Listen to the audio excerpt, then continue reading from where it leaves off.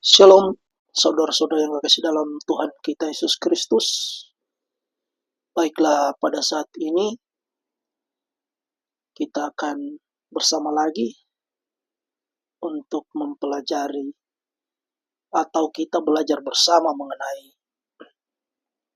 ayat-ayat yang ada di dalam Alkitab atau peristiwa-peristiwa apa yang ada di Alkitab dan yang perlu kita bahas dan belajar bersama.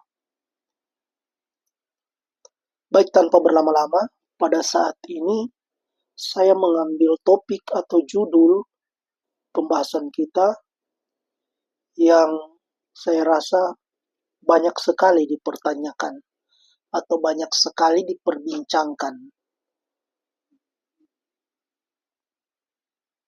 dalam kehidupan kita sehari-hari. Dan ini sangat perlu, saya rasa sangat perlu kita bahas untuk membuka cakrawala berpikir kita, sehingga pemahaman-pemahaman kita di dalam Alkitab, pada peristiwa-peristiwa di Alkitab itu sedikitnya kita bisa lebih memahami tentang iman dan kepercayaan kita sebagai pengikut Kristus Yesus kita. Baik, tanpa berlama-lama, topik kita yang saya angkat pada saat ini yang berjudul apakah Yesus disalib? Jadi apakah Yesus itu benar-benar disalib? Bagaimanakah membuktikan tentang kejadian atau hal yang sebenarnya mengenai apakah Yesus itu disalib? Bagaimana membuktikannya? Bagaimana membuktikan berdasarkan tulisan-tulisan yang ada di dalam Alkitab ataupun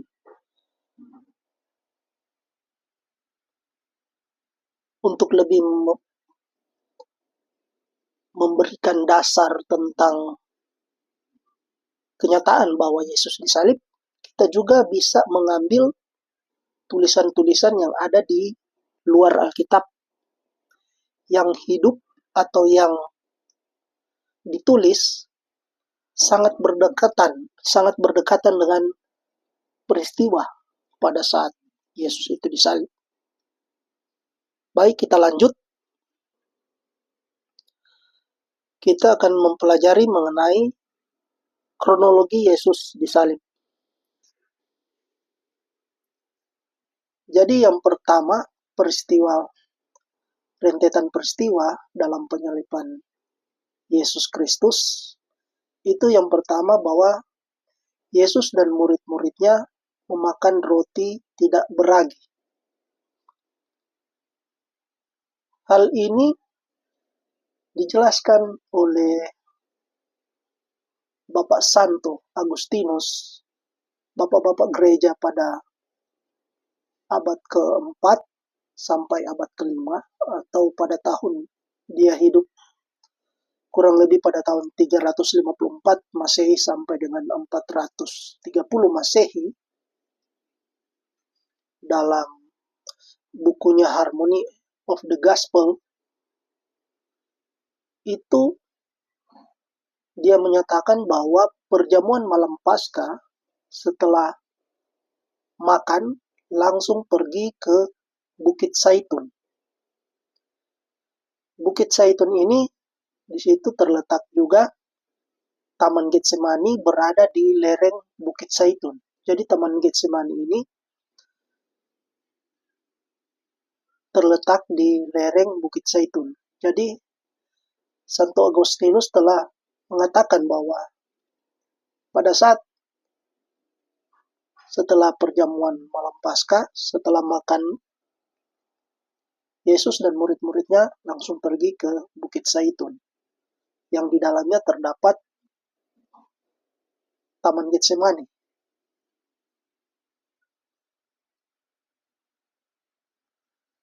Kemudian orang Yahudi pada zaman Yesus, mereka memperingati Paskah sebagai suatu saat pada saat mereka terluputnya mereka dari 10 tulah Tuhan di Mesir pada zaman Musa. Jadi termasuk tulah ke-10 dalam Keluaran 11 itu, dalam kitab Keluaran 11, pada tulah ke-10 yaitu kematian anak sulung dari orang Mesir. Pada waktu itu Tuhan memerintahkan melalui Musa kepada orang-orang Israel, yaitu mereka menyembelih anak domba tanpa cacat.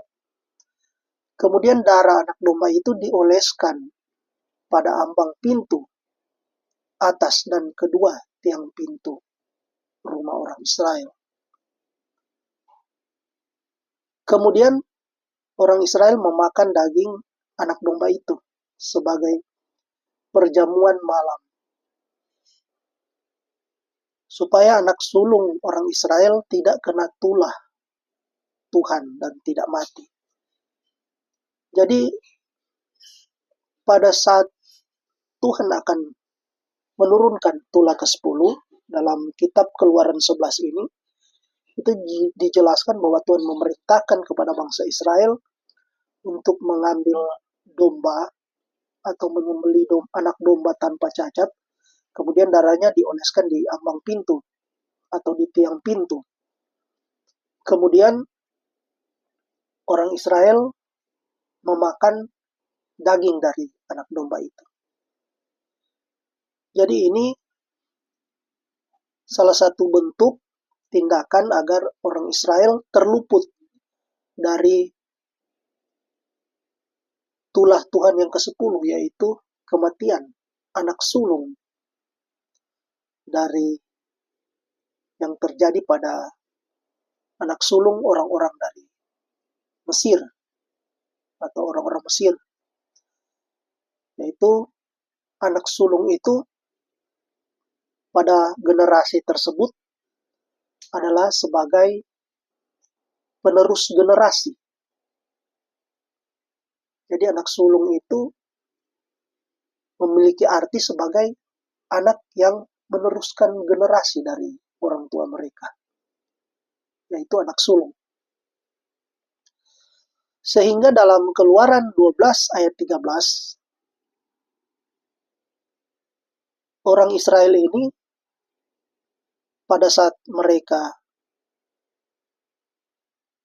mendengar itu, Tuhan mengatakan dalam bahasa Ibrani, Vera iti et hadam ufesakti. Jadi yang artinya bahwa apabila aku melihat tanda darah itu, aku akan melewati kamu. Jadi saudara-saudara yang kekasih dalam Tuhan kita Yesus Kristus, Vesakti ini adalah asal kata Paskah dari bangsa Yahudi. Vesakti. Jadi aku akan melewati kamu. Artinya bahwa maknanya dilewati dari murka Tuhan atau tulah Tuhan yang ke-10 itu.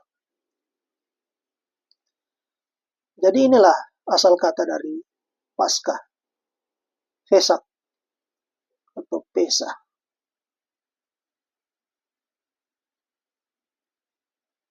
Bisa dimengerti ini, saudara-saudara yang kekasih dalam Tuhan kita Yesus Kristus. Kemudian kita lanjut. Pertanyaannya, kenapa memakai darah hewan? Jadi darah anak domba tadi yang dioles di ambang pintu atau di tiang pintu, kenapa memakai darah hewan? Dalam Imamat 17 ayatnya yang ke-11, di situ disebutkan bahwa karena nyawa ada di dalam darah makhluk hidup. Karena darah mengadakan pendamaian dengan perantaraan nyawa. Jadi, di dalam darah itu ada nyawa dari makhluk hidup. Kemudian lanjut pada Keluaran 21 ayatnya yang ke pasal 21 ayatnya yang ke-23, maka haruslah engkau memberikan nyawa diganti nyawa. Artinya bahwa nyawa yang ada di dalam darah makhluk hidup itu untuk mengganti nyawa dari bangsa-bangsa Israel yang berdosa. Jadi semestinya dalam kata singkatnya, bila orang berdosa seperti yang ini kita lanjut lagi di dalam Roma 6 ayat 23, upah dosa adalah maut. Jadi upah dosa adalah kematian. Lanjutnya di Yeskiel 18 ayat 4, orang berbuat dosa itu harus mati. Jadi intinya, saudara-saudara yang kekasih dalam Tuhan, singkatnya, nyawa pada saat bangsa Israel memberikan korban persembahan kepada Tuhan melalui anak domba itu, di mana kita mengetahui darahnya itu diolesi, diambang pintu. Jadi setelah kita membaca dalam Imamat ini sampai Yeskiel ini, yaitu di dalam darah itu ada nyawa. Jadi nyawa yang ada atau nyawa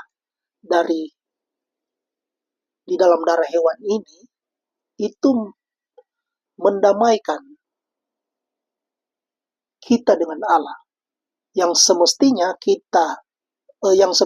pada saat itu orang Israel mendapatkan hukuman kematian atau hukuman maut, itu diganti dengan nyawa dari hewan tersebut. Atau singkatnya, di mana orang berdosa menurut Yeskiel pasal 18 ayat 4 ini, orang berdosa itu harus mati. Jadi orang Israel itu berdosa dan semestinya harus mati. Tapi untuk mengganti atau untuk mendamaikan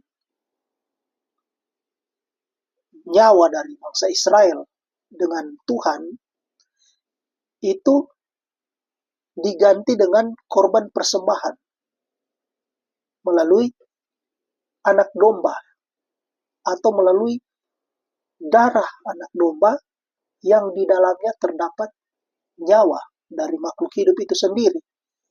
Jadi intinya nyawa diganti dengan nyawa, saudara-saudara. Darah diganti dengan darah.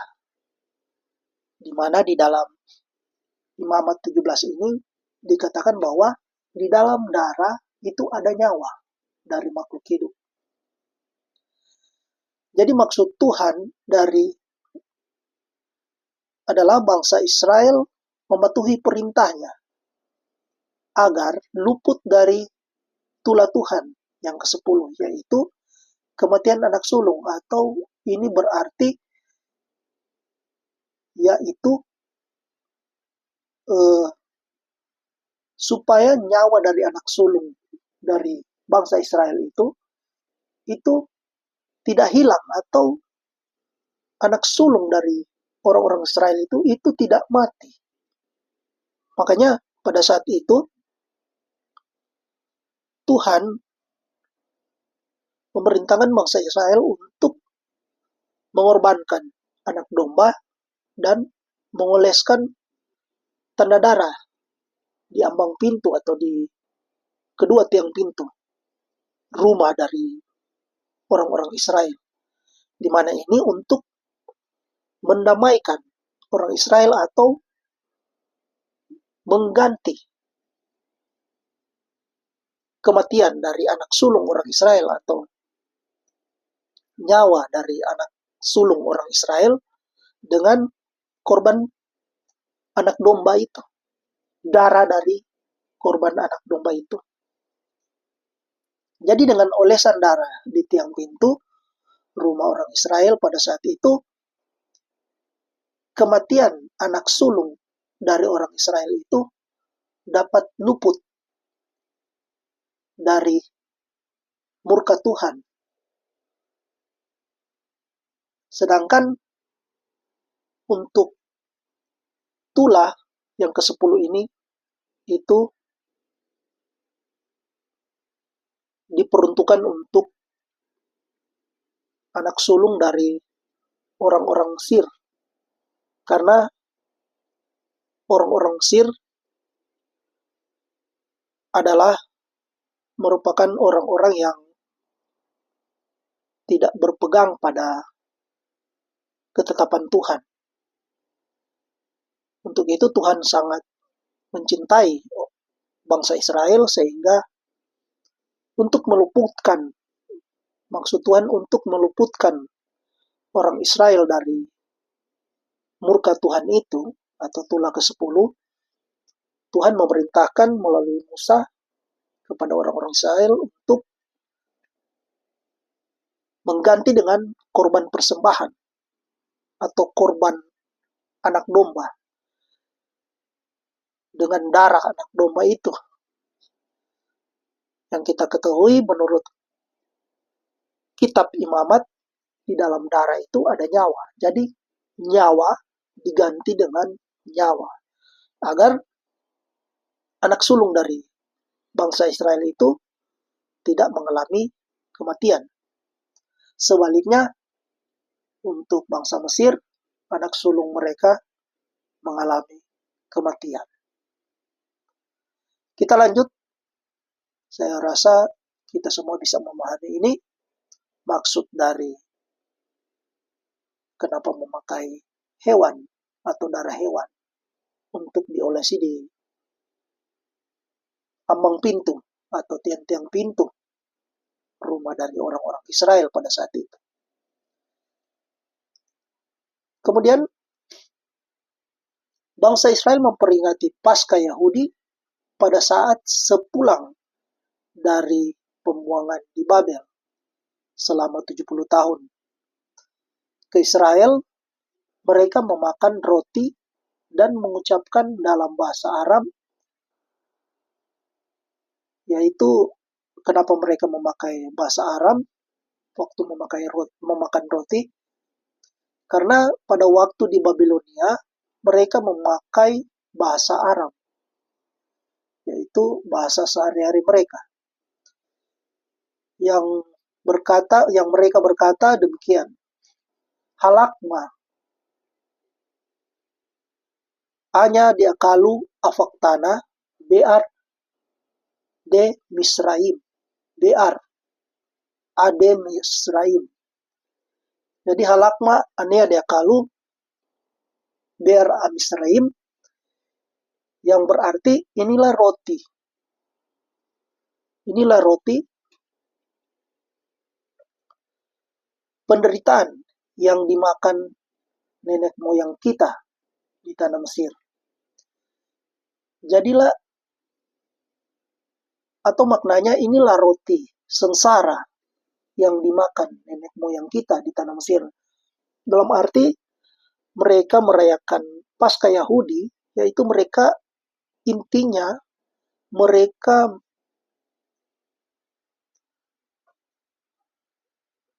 mengingat akan penderitaan nenek moyang mereka di tanah Mesir.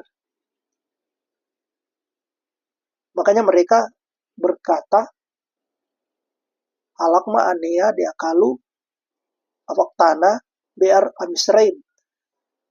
Inilah roti sengsara yang dimakan nenek moyang kita di tanah Mesir. Jadi yang dimakan nenek moyang bangsa Israel sewaktu pada zaman Musa di tanah Mesir. Jadi itulah inti dari Paskah Yahudi, yaitu di mana di tanah Mesir mereka seperti yang dikatakan tadi, wara itiat Adam,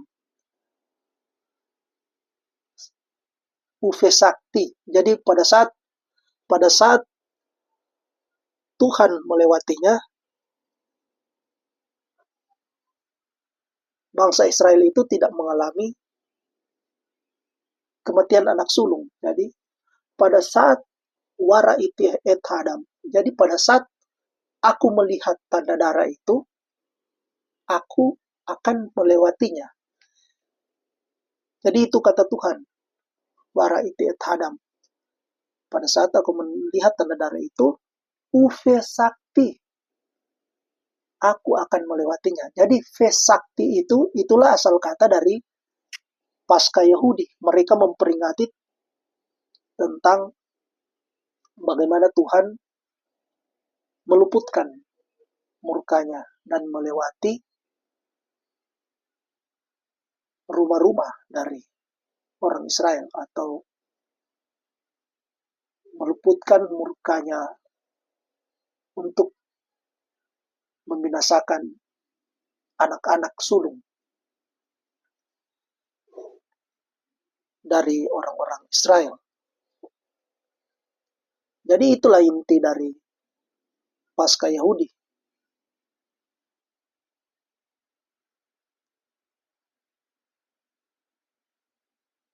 Sedangkan, saudara-saudara, Yesus pada saat perjamuan tidak mengucapkan kalimat itu. Jadi Yesus pada saat perjamuan, ia tidak mengucapkan kalimat ini dalam bahasa Arab. Halakma anea diakalu, abak tanah biar abisraim. Inilah roti sengsara yang dimakan nenek moyang kita di tanah Mesir. Yesus tidak mengatakan hal demikian.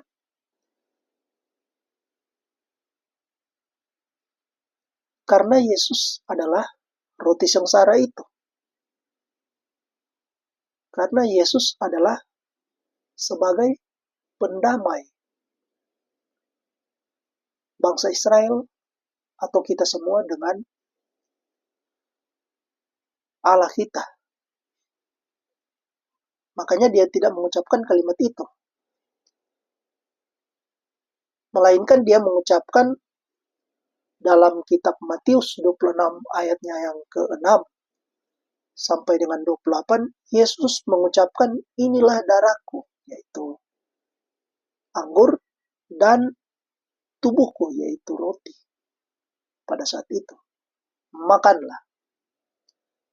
Mari kita membuka Matius 26 ayat 6 sampai 28.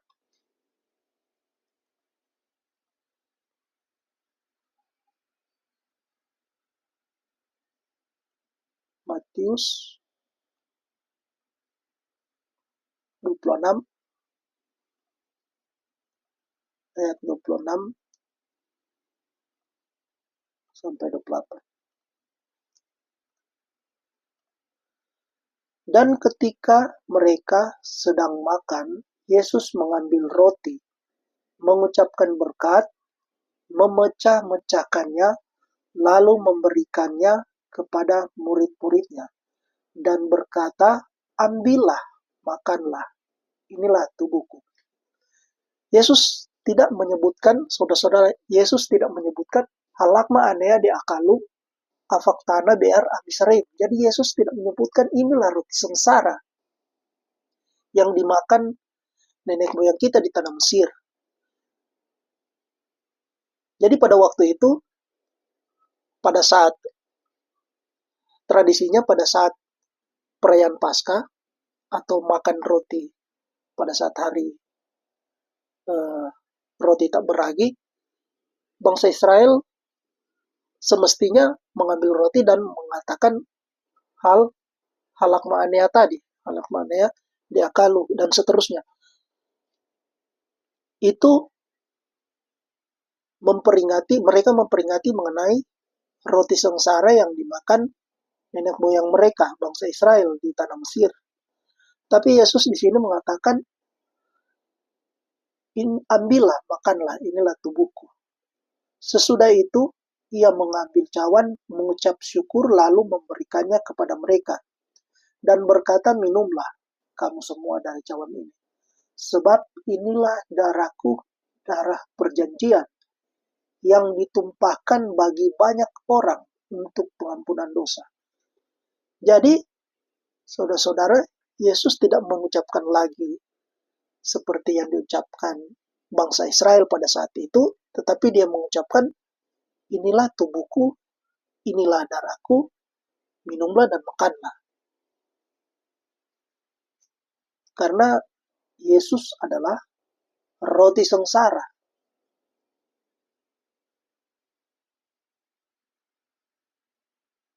Dan Yesus adalah anak domba untuk mendamaikan kita dengan Allah kita.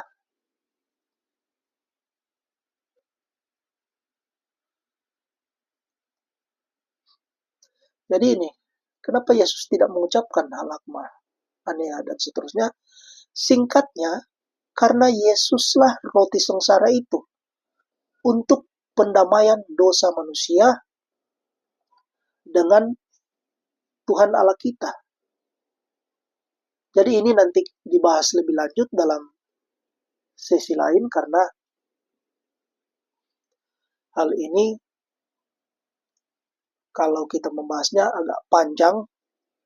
Jadi kita akan ambil di sesi yang lain, karena begitu banyak literatur yang harus kita pelajari dan kita susun. Jadi dalam sesi ini saya rasa tidak akan cukup saya akan membahas mengenai roti sengsara, Yesus sebagai roti sengsara untuk pendamaian dosa manusia. Jadi singkatnya kita lanjut saja. Yang kedua, setelah itu Yesus ke Taman Getsemani. Jadi kronologinya, Yesus disalib untuk berdoa. Jadi Yesus ke Taman Getsemani, kronologinya pada waktu itu Yesus disalib. Pada waktu kronologi Yesus disalib itu, yaitu Yesus ke Taman Getsemani untuk berdoa. Bapak Gereja Yohanes Chrysostomos pada tahun 349 Masehi sampai dengan 407 Masehi, hidup sekitar tahun itu, berasal dari Antioquia, Bapak Gereja Timur. Dalam bukunya Homili, itu mengatakan Yesus berdoa pada saat malam sunyi. Jadi Yesus berdoa di Taman Getsemani itu pada saat malam sunyi. Dan murid-muridnya tertidur karena larut malam. Jadi waktu itu mendekati pada saat penangkapan Yesus. Atau kira-kira sebelum dini hari. Jadi kurang lebih, kalau kita perkirakan, Yesus itu kira-kira pada saat mereka merayakan atau mereka memakan roti tak beragi itu kurang lebih pada malam hari, kurang lebih kalau kita perkirakan kurang lebih jam 7 malam sampai dengan jam 9 malam. Kemudian jadi pada hari Jumat itu,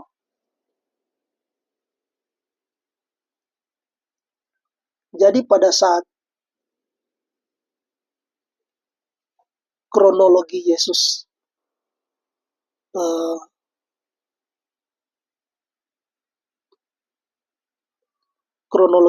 waktu pada saat makan roti itu pada hari Jumat berdasarkan kalender Masehi. Jadi ternyata ada perbedaan waktu antara kalender Yahudi dengan kalender Masehi yang kita gunakan sekarang.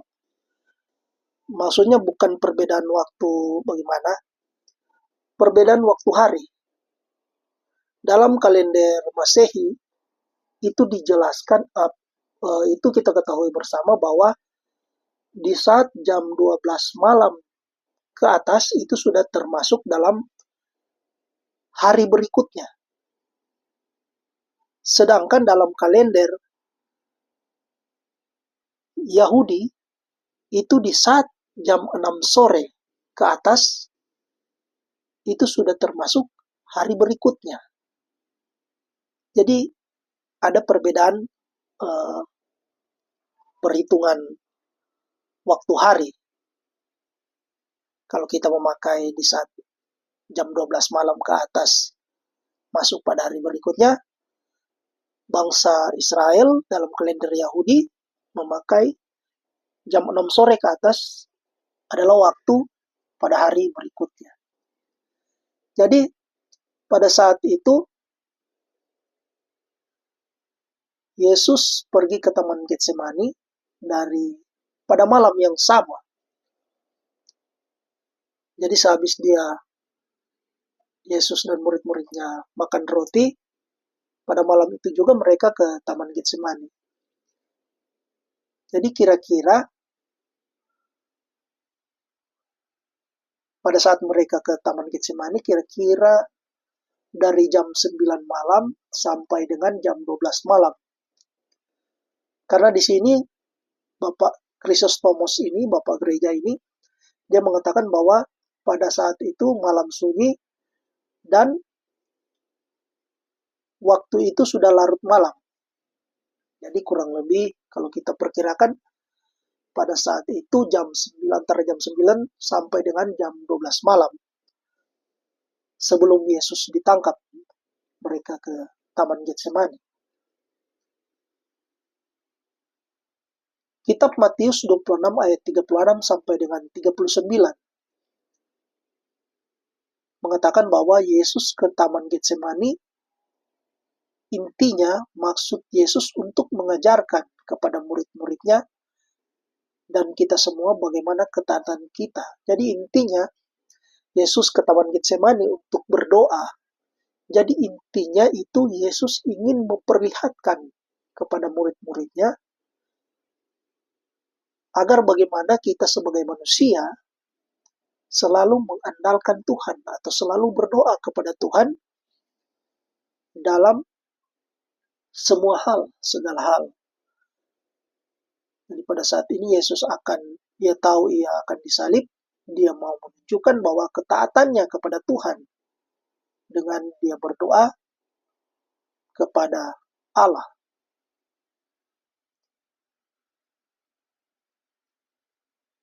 Jadi dia mau menunjukkan perbuatan yang ia buat dengan pada saat dia akan ditangkap, akan disalib, dia menunjukkan perbuatannya, ketaatannya untuk tetap berdoa kepada Tuhan. Dia mau menunjukkan kepada murid-muridnya agar murid-muridnya memberitakan hal yang demikian ke seluruh bangsa sampai ke ujung bumi, termasuk kita semua. Jadi konteksnya Yesus berdoa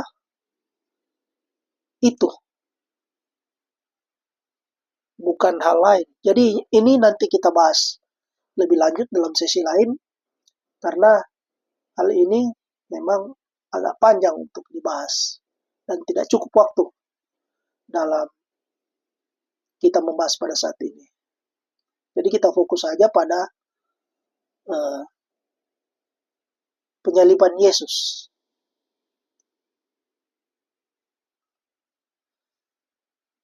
Kemudian ketiga, Yesus ditangkap di Taman Getsemani.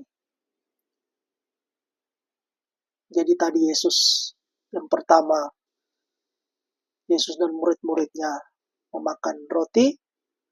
Kemudian Yesus ke Taman Getsemani. Kemudian yang ketiga, Yesus ditangkap di Taman Getsemani. Jadi itu kronologinya. mengenai peristiwa Yesus disalib. Hieronymus hidup pada tahun 347 Masehi sampai dengan 420 Masehi. Hieronymus ini adalah seorang bapak gereja. Lahir di Stridon atau tepatnya di Balkan, kemudian wafat di Bethlehem. Dia merupakan penerjemah Alkitab ke bahasa Latin, yaitu Vulgata. Jadi kalau kita melihat Alkitab bahasa Latin yang bernama Vulgata, itu adalah Alkitab yang diterjemahkan Bapak Gereja yang bernama Hieronymus ini.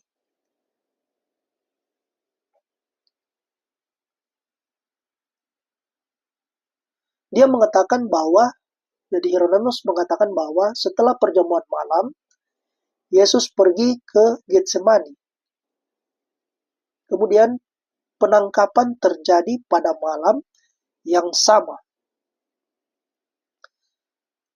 Kemudian sidang imam besar berlangsung menjelang pagi. Jadi kalau kita perkirakan tadi Yesus memberikan atau makan roti tak beragi bersama-sama dengan muridnya kurang lebih jam 7 malam. Kemudian masuk pada jam 9 malam sampai dengan jam 12 malam, yaitu Yesus berada di Taman Getsemani.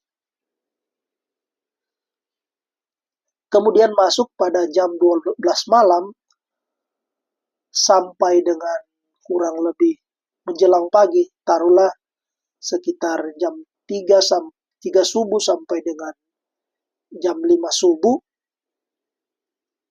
Karena di sini Hieronymus mengatakan bahwa sidang imam besar berlangsung menjelang pagi. Jadi sidang imam besar di sini yang dimaksud adalah sidang Sanhedrin. Atau bisa kita pelajari sebagai suatu sidang mahkamah agama pada saat itu, pada zaman Yesus. Mereka mengadili Yesus yang mengaku sebagai anak Tuhan. Jadi sidang itu berlangsung menjelang pagi.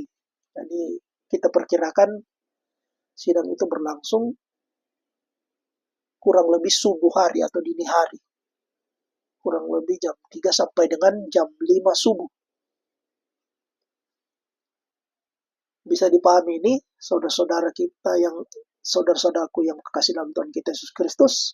Saya rasa kita semua bisa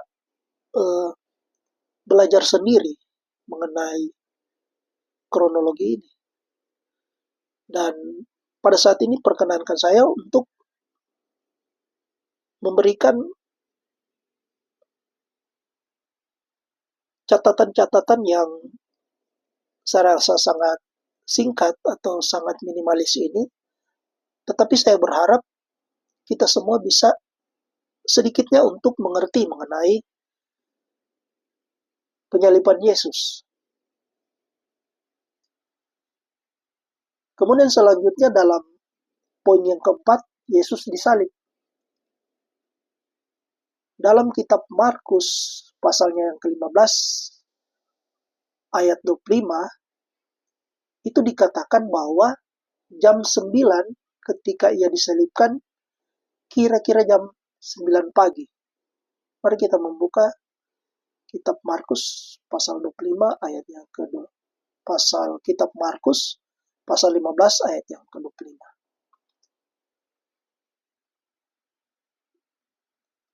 Markus pasalnya yang ke-15 ayatnya yang ke-25.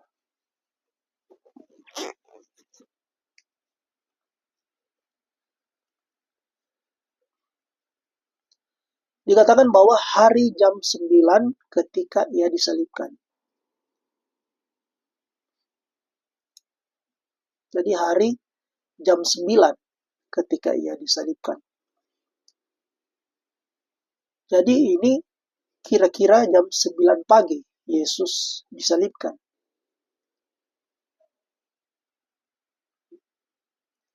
Karena menurut kitab Markus ini 15, Di situ dikatakan hari jam 9 ketika ia disalibkan. Jadi sesudah ia dihadapkan ke Pilatus,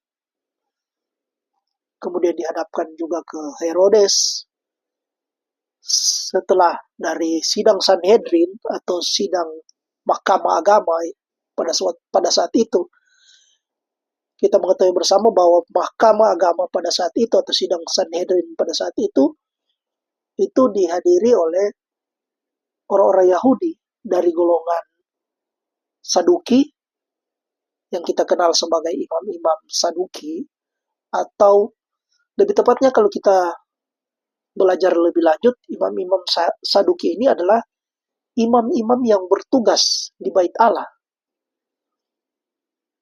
Kemudian yang kedua, golongan dari orang Yahudi yaitu orang-orang Farisi. Jadi orang-orang Farisi ini juga memiliki suatu anggota atau massa yang besar pada saat itu yang mempengaruhi terhadap kebijakan-kebijakan dari orang-orang Israel pada saat itu. Jadi yang ikut serta dalam sidang ini yaitu orang-orang atau imam-imam Saduki dan orang-orang Farisi pada saat itu. Jadi sesudah sidang Sanhedrin, sidang Mahkamah Agama itu pada saat itu Yesus dibawa ke Herodes dan ke Pilatus sebagai prokurator atau ya yang kita kenal sebagai wali negeri atau gubernur pada saat itu. Karena pada saat masa Yesus itu bangsa Israel dikuasai oleh kerajaan Romawi. Dan pada saat itu ditempatkan di Israel adalah seorang gubernur, wali negeri, bisa juga disebut prokurator pada saat itu. Yaitu yang kita kenal sebagai Pontius Pilatus, yang memberikan hukuman penyaliban terhadap Yesus karena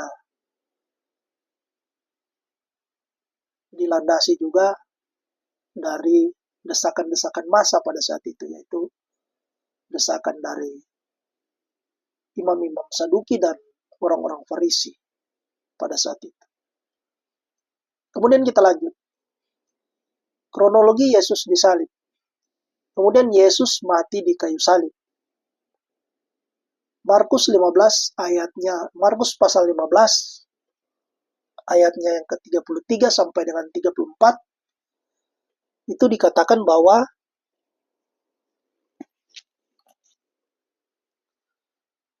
pada jam 12 kegelapan meliputi sampai jam 3. Jadi saya perkirakan kira-kira jam 12 siang sampai dengan jam 3 sore. Jadi kira-kira itu jam 12 siang sampai dengan jam 3 sore. Mari kita baca Markus 15 ayat 33 sampai dengan 34.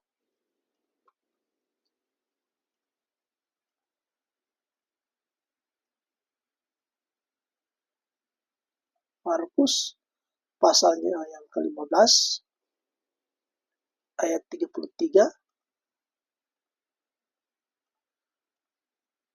sampai dengan 34. Pada jam 12, kegelapan meliputi seluruh daerah itu dan berlangsung sampai jam 3. Jadi kira-kira ini pada jam 12 siang sampai dengan jam 3 sore. Ayatnya yang ke-34. Dan pada jam 3, jadi kira-kira pada jam 3 sore, berserulah Yesus dengan suara nyaring.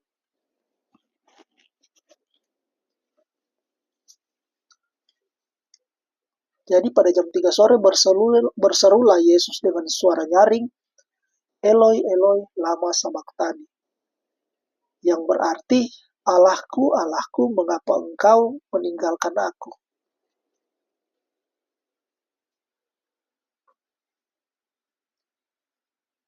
Jadi di situ.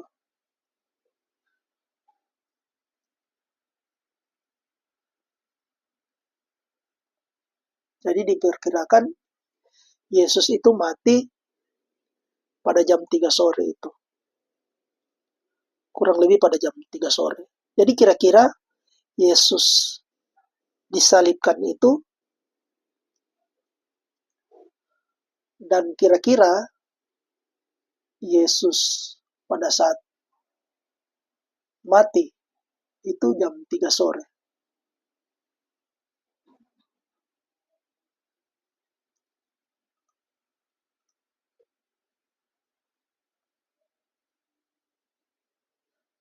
Jadi ketika ia disalibkan jam 9, dan ketika kegelapan meliputi itu jam 12 siang sampai dengan jam 3 sore. Dan kira-kira Yesus mati kurang lebih jam 3 sore. Bisa dipahami ini? Saya rasa kita bisa menambah pemahaman kita dengan kita bisa belajar sendiri. Kemudian lanjut.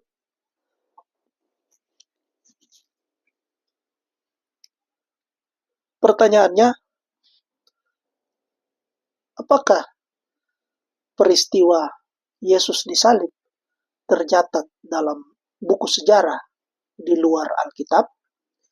Jadi apakah peristiwa mengenai penyaliban Yesus ini itu benar-benar ada dan dicatat di luar dari catatan Alkitab?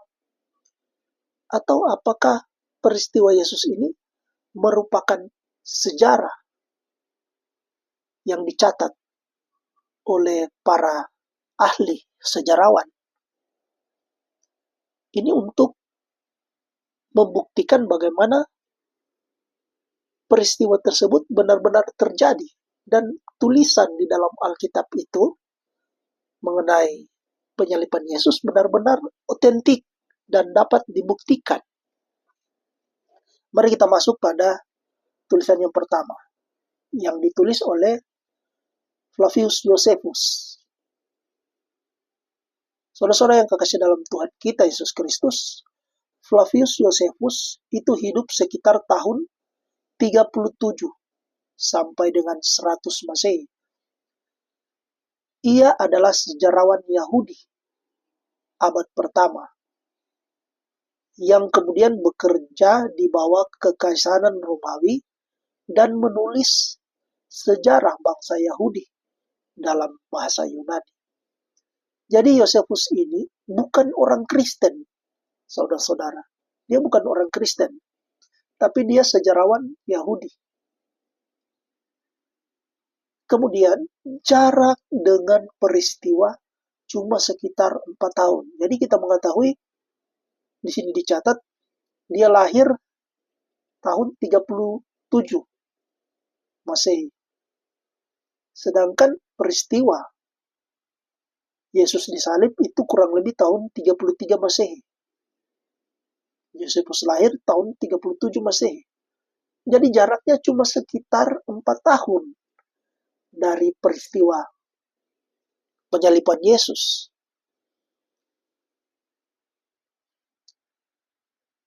Jadi sangat dekat.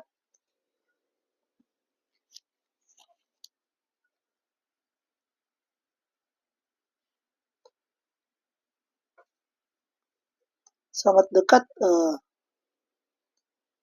keberadaan Josephus dengan peristiwa penyaliban Yesus. Jadi ini memang sangat kuat bukti ini tentang penyaliban Yesus.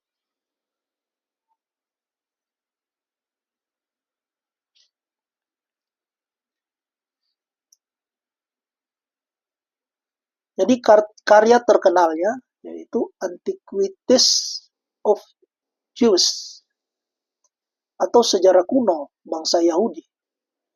yang ditulis sekitar tahun 93 sampai 94 Masehi. Jadi Yosefus ini hidup sangat berdekatan dengan peristiwa penyaliban Yesus.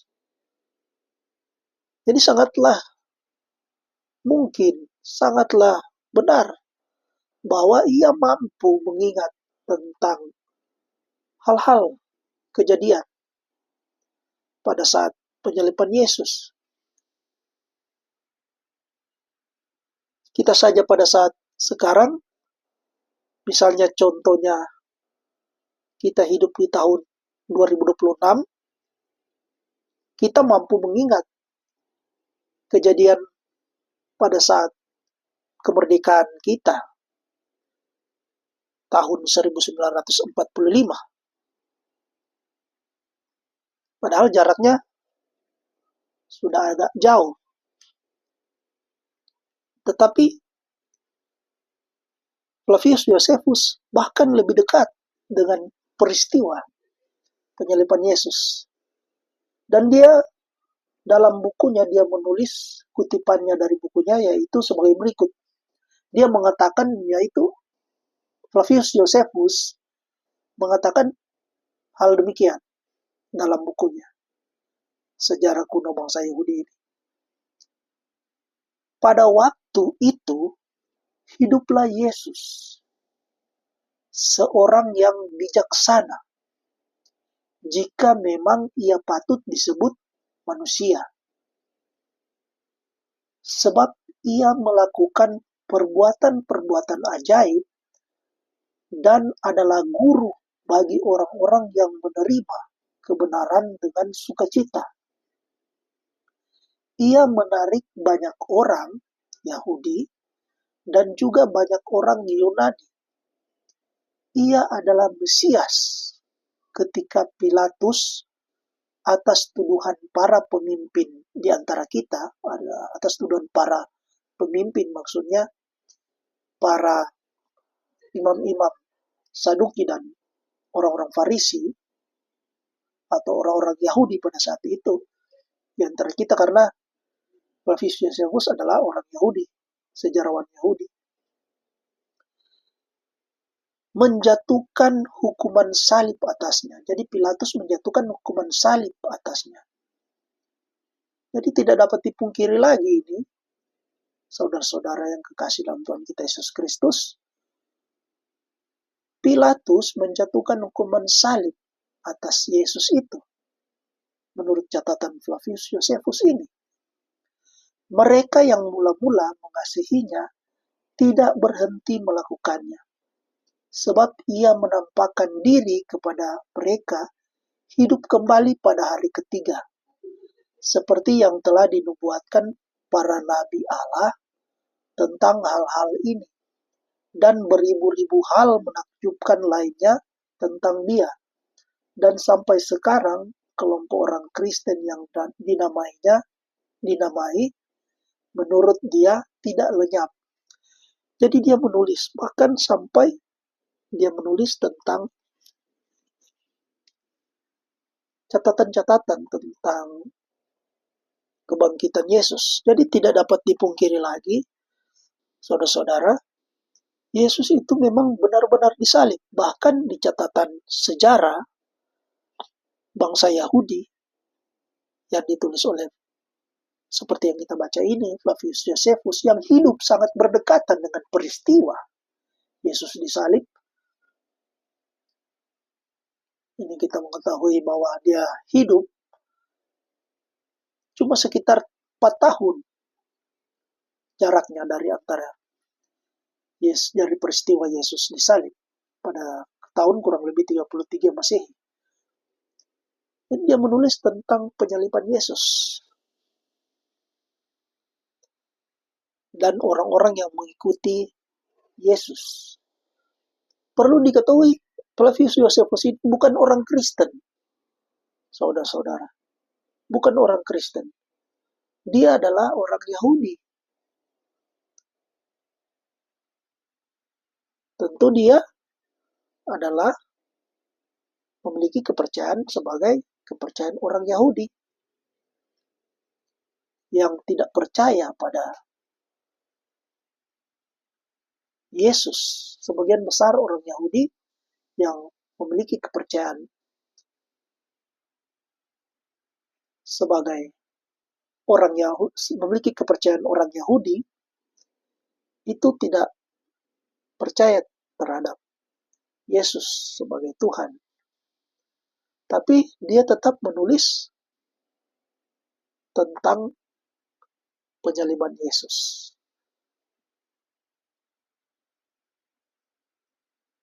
Karena orang-orang Yahudi hanya percaya pada, atau orang-orang yang memiliki agama Yudaisme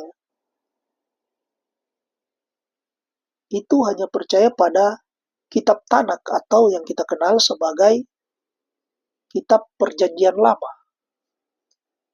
Mereka tidak percaya terhadap Injil atau kitab Perjanjian Baru yang kita sebagai orang Kristen menjadi Injil itu menjadi dasar dari kepercayaan kita. Jadi ini sejarah yang pertama atau catatan sejarah yang ditulis Flavius Josephus mengenai penyaliban Yesus. Kemudian saudara-saudara, tidak hanya itu, masih banyak catatan-catatan sejarah lain, tapi saya hanya mengambil 2 literatur saja pada saat ini untuk mengingat waktu. Catatan sejarah yang kedua yaitu ditulis oleh Cornelius Tacitus. Dia hidup sekitar tahun 56 sampai dengan tahun 120 Masehi. Jadi jarak peristiwa penyaliban Yesus dengan kelahiran atau hadirnya Tacitus hanya kurang lebih 23 tahun. Perlu diketahui Tacitus juga bukan orang Kristen.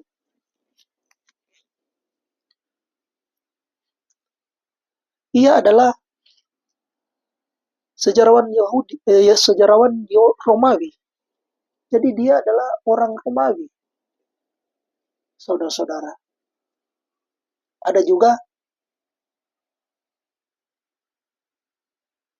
yang mengatakan bahwa Tacitus adalah seorang politikus dari Romawi. Ia sangat terkenal dengan menulis sejarah kekaisaran Romawi.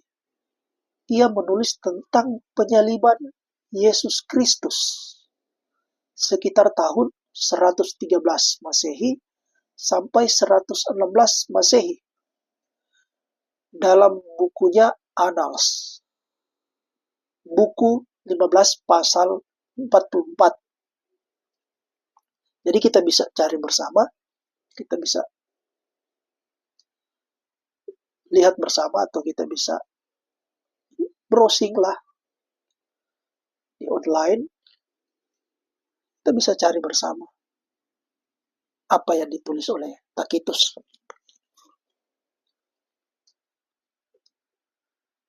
Jadi Tacitus menulis dalam bukunya itu sebagai berikut. Kristus, jadi yang dimaksud Kristus ini yaitu Yesus. Dari siapa nama itu berasal? Mengalami hukuman paling berat pada masa pemerintahan Tiberius. Jadi Raja Romawi pada saat itu yaitu Tiberius, Kaisar Tiberius, di tangan Prokurator Pontius Pilatus. Tahayul yang mematikan itu karena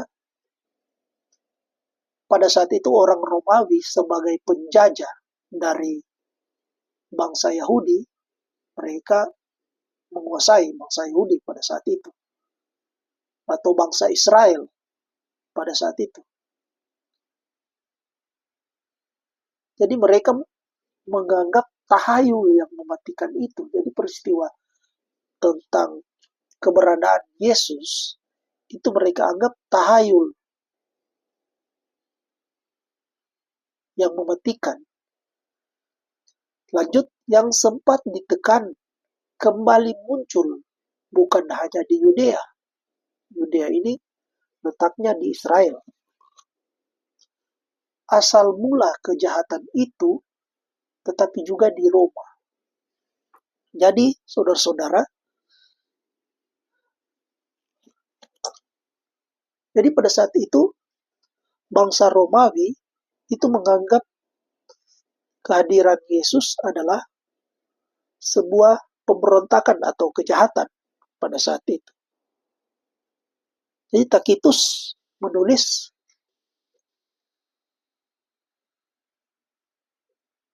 sebagai itu asal mula kejahatan itu. Jadi sumber kejahatan dari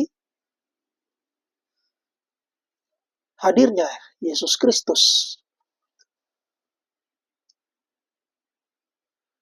Jadi pada saat itu ternyata ada peristiwa tentang pembakaran kota. Pembakaran kota yang dituduhkan kepada pengikut Yesus. Jadi Tacitus menerangkan asal mula dari kejahatan itu dari peristiwa tentang hadirnya Yesus Kristus itu. Yang menyebabkan pengikut dari Yesus Kristus memberontak terhadap kekaisaran Romawi atau terhadap kekaisaran Tiberius, pemerintahan Tiberius pada saat itu. Di situ juga ada dikatakan dalam pembahasan buku Tacitus tentang Kaisar Nero juga yang menuduh bahwa atau yang dituduh sebagai otak dari pembakaran kota pada saat itu.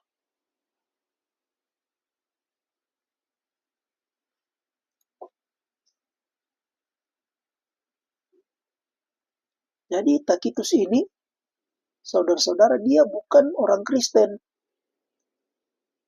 Malah dia, kalau kita baca dalam tulisannya ini, dia menentang atau tidak percaya terhadap Yesus. Di sini dia menulis tahayul yang mematikan itu.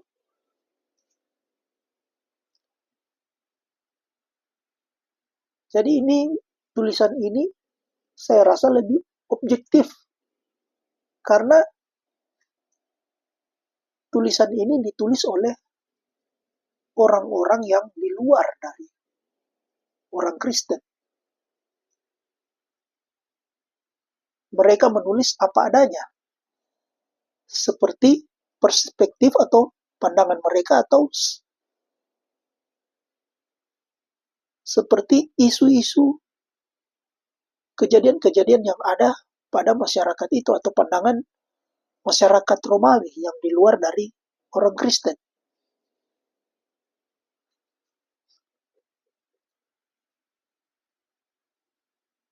Jadi mereka menganggap kejahatan dan tahayul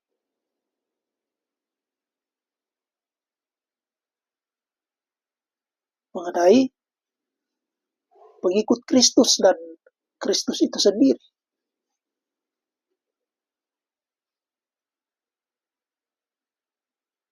Tapi di sini Tacitus tidak menampik bahwa Kristus ini, Kristus dari siapa nama itu berasal, mengalami hukuman paling berat pada masa pemerintahan Tiberius di tangan prokurator Pontius Pilatus. Jadi sangat-sangat nyata bahwa Yesus itu memang disalib dan tidak dapat dipungkiri lagi bahwa Yesuslah yang disalib.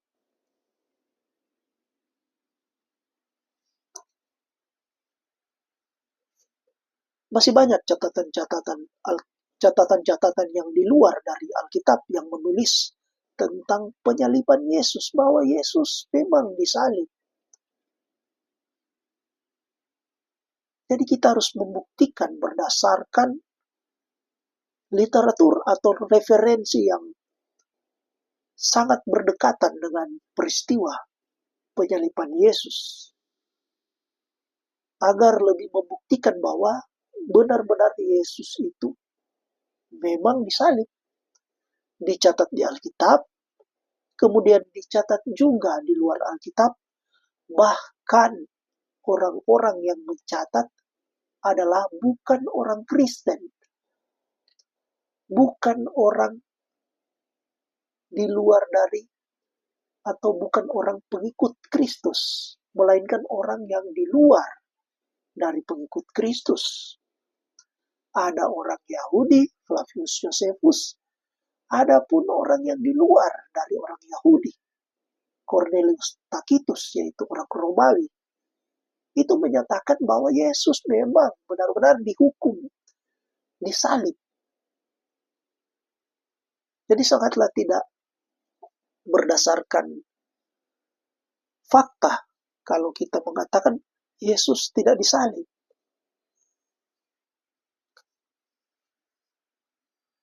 Karena ini, Yesus disalib ini bisa dibuktikan dengan literatur.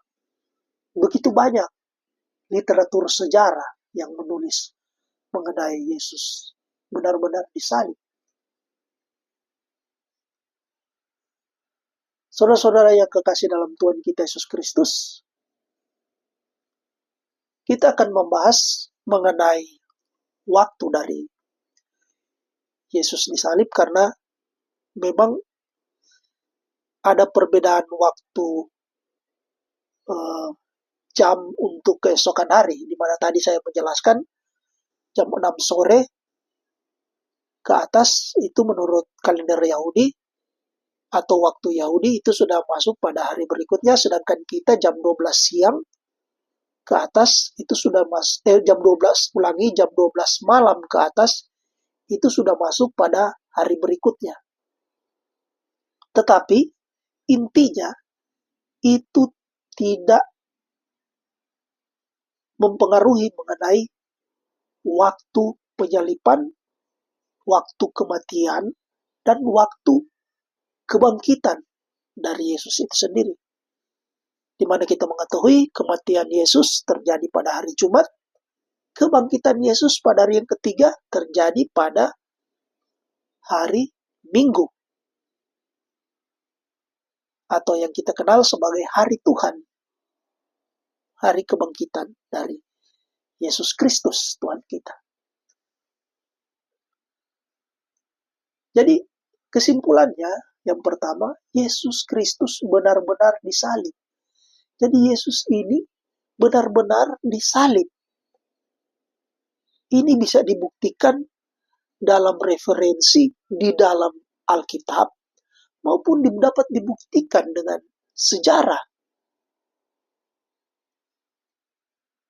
Iman kita sebagai orang Kristen itu dapat dibuktikan dengan sejarah. Peristiwa-peristiwa di Alkitab itu dapat dibuktikan dengan tulisan-tulisan sejarawan.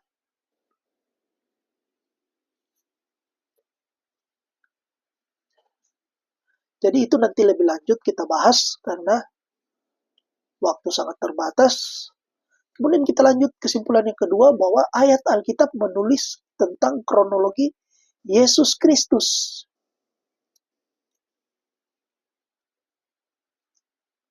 disalib.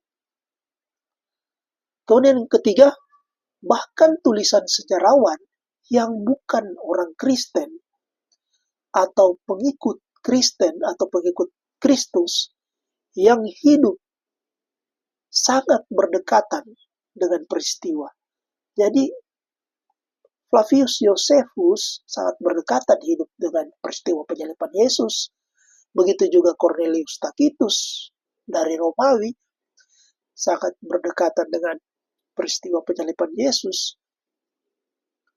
itu menulis bahwa Yesus memang disalib. Yesus benar-benar disalib. Jadi tidak dapat dibantah bahwa Yesus disalib memang ditulis di dalam peristiwa sejarah.